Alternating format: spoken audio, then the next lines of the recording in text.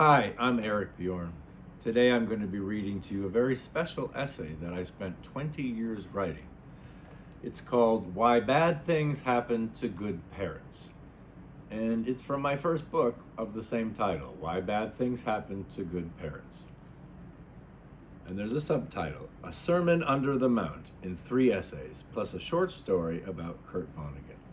You can buy this book on Amazon, Why Bad Things Happen to Good Parrots, along with my 9 other books.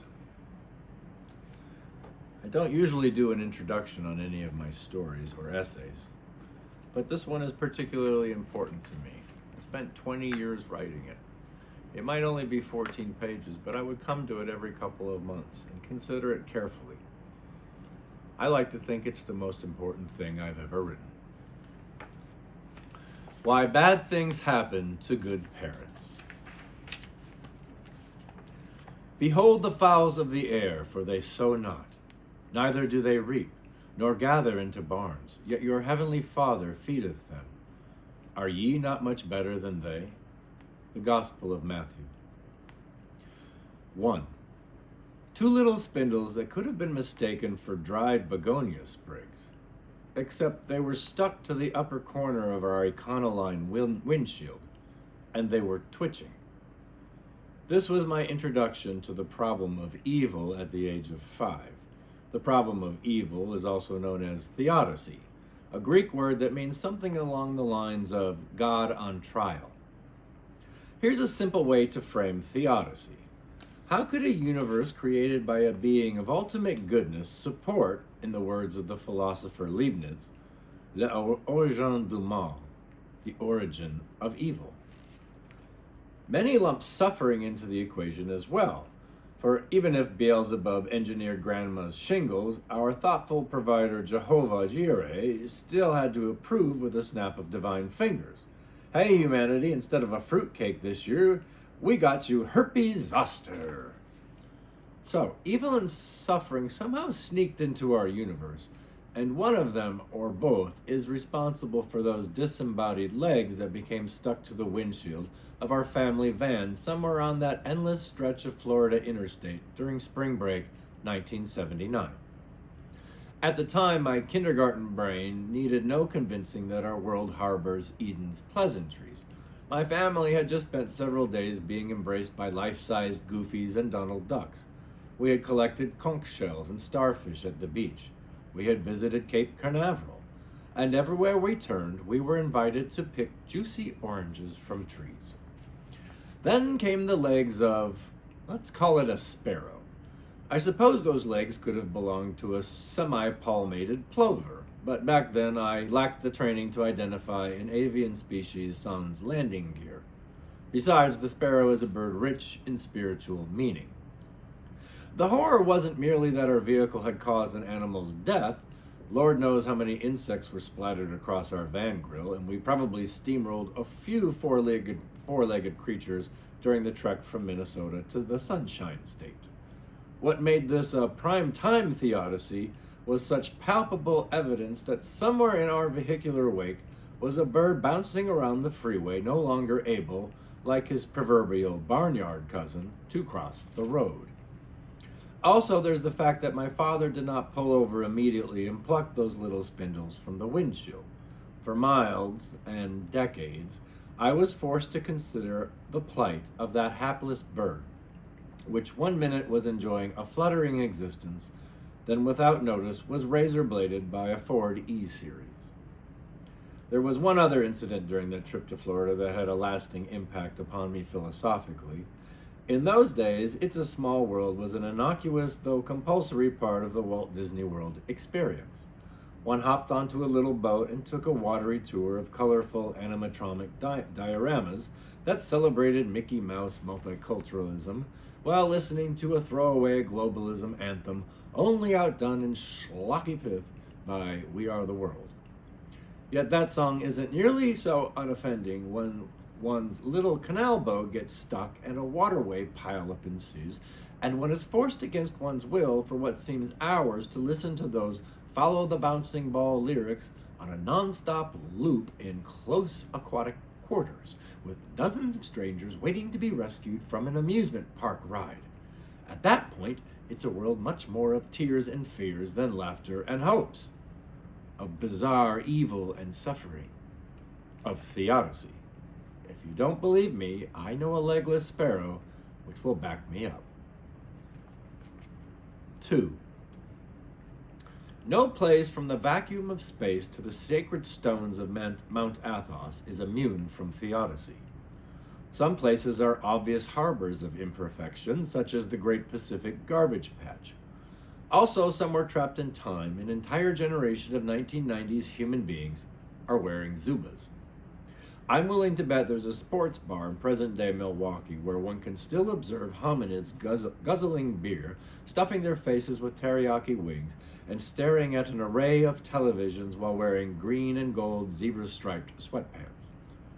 This may be a good place to note that evil and suffering often work collaboratively. Humans often fool themselves into thinking they can construct theodicy-free zones. Such facades include Viking River cruises and the George W. Bush administration. The Chicago suburb of Wheaton, Illinois, may seem like an unlikely lair for the wonder twins of evil and suffering. After all, Wheaton College, my alma mater, institutional caretaker of C.S. Lewis's personal wardrobe and J.R.R. Tolkien's writing desk, has venerable roots laid down there. Yet horror auteur Wes Craven is a Wheaton alumnus. By the way, there really is a 1428 Elm Street. Thus, let us journey ahead nearly 2 decades to sleepy Wheaton, where under the collective shadow of Aslan, Frodo, and Freddy Krueger, the thread of feathered theodicy reemerges. One afternoon during a jaunt to a local mini-mall, as my vehicle idled at a busy intersection between the retail pillars of Banana Republic and Barnes & Noble, I noticed a female mallard waddling anxiously back and forth on a patch of grass at the edge of a curb. She had a troop of darling ducklings in tow, and was faced with the parenting nightmare of catching the merciful attention of suburban drivers obsessed with completing weekend to-do lists. In duck terms, the mother's challenge was no less impossible than a stupid pedestrian feat I nearly once attempted in Paris.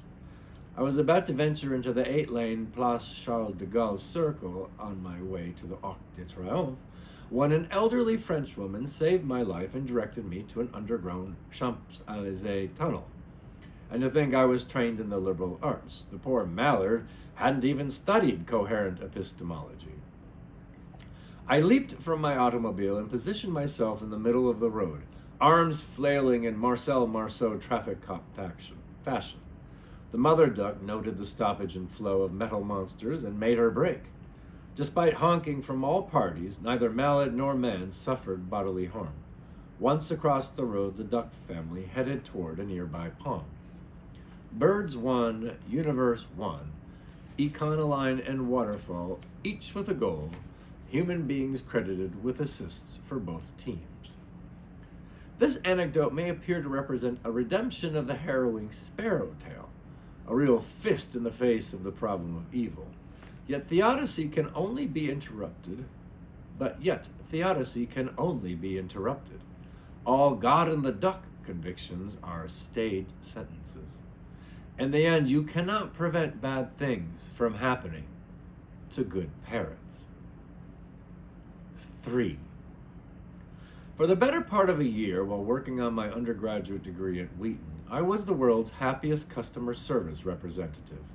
My joy was only partially related to the fact that I fielded calls from my evangelical publisher employee in celebrity accent. I once sold devotionals to a lady in Wichita as Arnold Schwarzenegger. Also, many church secretaries the country over were shocked to learn how old age was treating Jimmy Stewart. The reason I routinely showed up early for work was more Wild Kingdom and less Rich Little. After parking in the office lot, I walked across the street and spent some time observing a most phenomenon of nature. A large Norway maple tree that served as host to an enormous colony of parrots. Yes, parrots. Dozens of them, well over 100, all residing in the decidedly non-subtropical Chicago suburb of Carroll Stream. These were Quaker parrots, or hooded parrots, easily identifiable as it is the only parrot species that builds stick nests. The Norway maple had been converted into an enormous condominium of twiggy pickup sticks with multiple circular entrance points. Day after day, I observed with fascination this complex and vocal society of birds that somehow had collectively learned to overcome the brutality of Midwestern winters. Not just overcome, thrive. I imagined a great myth that brought this colony from its native South America to the Windy City. I have watched the sunrise from the peak of Mount Sinai. My jaw has dropped before the resplendent architectural and aesthetic splendor of Hagia Sophia and the Sistine Chapel.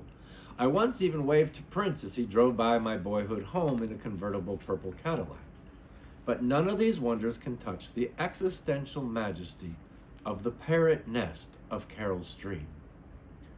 Then came a weekend thunderstorm. And with the torrent of rain, the plasma rage of a drunken celestial being. When I arrived at work Monday morning, I slammed on the brakes. A divine maul had cloven the Norway maple. Large branches and nest twigs littered the lawn like dissevered limbs and bone fragments spread across a medieval battlefield. And in the street, on the grass, everywhere, were the charred corpses of Quaker parrots. I left my car in the middle of the street and stumbled toward the remnant tree. Not a single living parrot remained. During the storm, the colony had huddled together with the supposed refuge of the timber nest. When the lightning struck, all were roasted to a crisp. I picked up a barbecued bird and held it in my palm. Holocaust literally means burnt whole. The acrid scent of pure theodicy. I wept. You may spend a lifetime studying the massacres of history, natural and man-made, from the 1755 Lisbon earthquake to the bombing of Dresden, from the asteroid that eons ago wiped out the dinosaurs and forever changed the course of life, to the rape of Nanking, where Japanese soldiers played soccer with the lopped heads of Chinese prisoners. These horrors, while conceptually real, remain impersonal. Yet once you touch an artifact of brute suffering, or become one, you gain entrance to a special kind of theodicy club. Unfortunately, the only benefit of membership is an intimate realization that the problem of evil is a force as powerful as the grave fate of Newton's apple. You will fall at its hand. There will be pain. And you must choose whether, like Job, to engage God anyway, or instead to flip a cosmic bird to the heavens.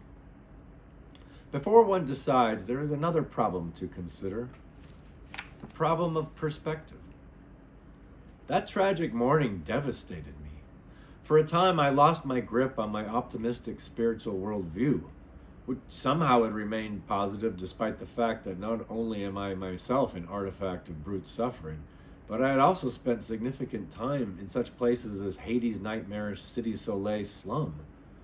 Yet I could not wrap my head around how a just God could permit the obliteration of a unique colony of tropical birds. For some reason, this was the last theodicy straw. 5 years later, Nobel laureate Saul Bellow published his final novel, Ravelstein, a fictional biography of the great University of Chicago classicist Alan Bloom. Within the book's pages, I made an exciting discovery. I recall that flocks of parrots had descended on a clump of trees that grew edible red berries. These parrots, thought to be the descendants of a pair of caged birds that had escaped, built their long, sack-like nests in the lakefront park and later colonized the alleys. In these bird tenements that hung from utility poles, hundreds of green parrots lived. Lo and behold, there were other nests. Moreover, I later learned that Chicago hosts hundreds of wild Quaker parrot colonies. In fact, there is a vast territory of Midwestern Quaker parrots that stretches around southern Lake Michigan from Milwaukee to Indiana Dune State Park. Coincidentally, this feral population dates to 1973, the year I was born. There are even wild colonies of Quaker parrots in New York and New Jersey, as well as Europe. And so a lesson begins to emerge. Just as my horror of the disembodied sparrow legs was impacted by the phenomenon being graphically laid bare on a van windshield, so my despair about the nuked parrot nest grew to my naive belief, my ignorance that only one such nest could exist. There are limitations to personal experience, to knowledge gained from a single perspective. The problem of perspective is important to consider when weighing judgment about the problem of evil. Though no amount of perspective can provide solace to a bird that has suffered dismemberment or electrocution, for this God remains in the witness box. Also, now you know why I risked my life, without hesitation, to save a mother duck and her ducklings. I am forevermore a rescuer of birds. And thus we arrive to the end of regulation with the score tied. Universe 2, birds 2. Overtime. 1 period. 4. And now I will show you the most venison way. After college, I moved to our nation's capital in search of a writing career that continues to play kick the can with me. At one point, I found myself living in rural Brunswick, Maryland, a stone's throw from Harper's Ferry, West Virginia. I was told that more than a century before, my apartment building, which had a lovely view of the Potomac River, had been a whorehouse casino and was considered a final civilization way station before one headed into the unknown frontier. Ah, the superlative marks of human achievement: prostitution and gambling. On weekends, I often drove into Washington, D.C. to visit landmarks and museums. One such Saturday morning, I hopped in my little red Chevy S10 pickup, crossed the Potomac, and lost myself in the greatest hits of John Denver. Eventually, I left the purple foothills majesty and fruited cowpie plains of Loudoun County, Virginia, and entered a wooded corridor that spits drivers onto a highway headed straight for the Washington Monument. In the middle of Rocky Mountain High, a small object darted in front of my truck. I slammed on the brakes. If you haven't noticed, the problem with evil is in serious collusion with brake pad manufacturers. A woman driving from the opposite direction on the 2-lane road also stopped her car. While I remained in my truck cab momentarily to assess the situation, she immediately ran over to the roadside and started screaming. Panicked that I might have sideswept a wandering child, I ran to the back of my truck, only to be bowled over by the same blur of an object which supposedly I had just crashed into and crushed. The woman turned against me. Fallen and stunned though I was. "You slaughtered that innocent creature! How could you?" No sooner had I collected myself than again I became the target of the thing's charging. The thing, as it turned out, was a fawn, seemingly no more than a newborn by its size. As the baby deer whizzed by me, I noticed that its left ear was dangling by a thread. The fawn paused abruptly on the pavement, then began twirling like a drunken ballerina. The accident had apparently caused massive brain damage. By now, the other drivers had stopped and were gathering to behold the pirouetting, mutilated wonder. The fawn suddenly broke for the roadside and became ensnarled in a barbed wire property fence. No one knew what to do. One bystander suggested clubbing it over the head with a tire iron. "Does anyone have a blanket?" I called out. No one responded, so I removed my leather jacket and carefully approached the deer, as if preparing to throw a hood over the head of a tranquilized tiger. I wrapped the jacket around the fawn's midsection, then tugged its body from the fence and hugged it tightly to my chest. A few bystanders clapped. Someone helped me envelop the baby animal's thrashing legs with the jacket. I had been under the impression that deer are voiceless creatures, but they are not. It in fact turns out that when you remove a bleeding fawn from a barbed wire fence and wrap it securely in a leather blanket, it begins to honk incessantly. Honk, honk, honk. I gazed into the face of the terror-stricken creature, its ear on the verge of falling off with one more goodly honk. Staring back at me, or rather, not staring back at me, were two concave flaps of skin, eyelids, sewn together where eyes should have been. I gasped, then scanned the fence for two little eyeballs skewered on the barbed hooks. I realized the truth. "It's blind," I whispered to myself. Blind. Blind from birth. A woman with an authoritative demeanor sliced her way to the front of the crowd. She pointed at my red truck. "Whose is this?" "Mine," I replied, holding out the baby deer as justification for stalling traffic on a countryside artery.